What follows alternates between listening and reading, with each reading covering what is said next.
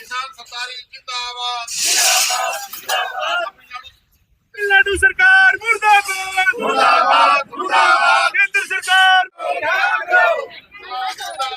जिंदाबाद जिंदाबाद। जल पनन को रिहा करो, रिहा करो, रिहा करो, जल पनन को रिहा करो, रिहा करो, रिहा करो। सरकार रद्द करो।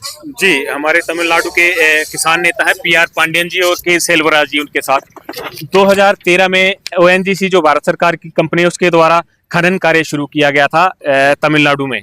तो वहाँ पर जो उनकी साइट है वहाँ पर गैस का रिसाव हुआ भयंकर, जो जिसके कारण जनजीवन पर वहाँ पर खतरा पैदा हो गया, संकट पैदा हो गया।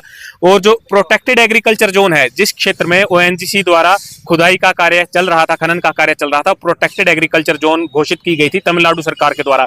मतलब एग्रीकल्चर के सिवाय और किसी भी तरीके की गतिविधि वहाँ पर जारी नहीं रखी जा सकती थी। संरक्षित क्षेत्र उसको घोषित किया गया था कृषि कार्य के लिए।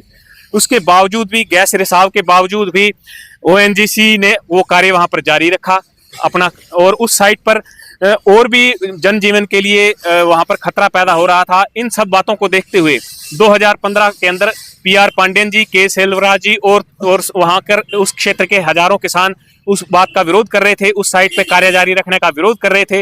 बैन भी लगा दिया गया था तमिलनाडु की सरकार द्वारा आगे कार्य जारी रखने पर। उसके बावजूद भी कंपनी जो है ओएनजीसी कंपनी कार्य जारी रखे हुए थी।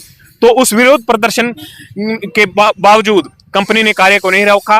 तो विरोध प्रदर्शन के दौरान जो शांतिपूर्ण तरीके से विरोध प्रदर्शन किया गया था पीआर पांडियन जी के नेतृत्व में, उस विरोध प्रदर्शन का एक झूठा और फर्जी मुकदमा बना करके ओएनजीसी कंपनी द्वारा जो स्थानीय क्षेत्र था, वहां के किसान थे और वहां की जो जनता थी, बड़े पैमाने पर विरोध कर रही थी उस साइट पर कार्य जारी रखने का।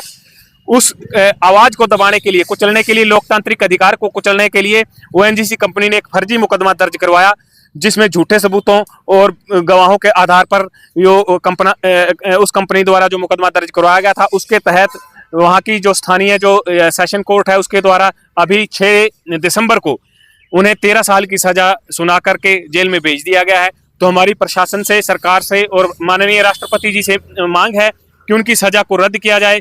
कोई भी कानूनी समाधान इस बात का निकाल करके, और तमाम, चाहे सुप्रीम कोर्ट में पैरवी करनी पड़े, हाई कोर्ट में पैरवी करनी पड़े, जिस तरीके से भी संभव हो तमाम कानूनी समाधान खोज करके एक रास्ता निकाला जाए और उनकी रिहाई सुनिश्चित की जाए। वो एक अपने लोकतांत्रिक अधिकार के तहत विरोध प्रदर्शन कर रहे थे, जो एक बड़ा खतरा, पर्यावरण के लिए भी बड़ा खतरा पैदा हो गया था और वहां का जनजीवन जो है उसके लिए भी बड़ा खतरा पैदा हो गया था। उस काम को रोकने के लिए, उस खतरे को रोकने के लिए जो वो प्रदर्शन किया गया और उसके फलस्वरूप, परिणाम स्वरूप जो उन्हें सजा देने का काम किया गया, बहुत ही निंदनीय कार्य है।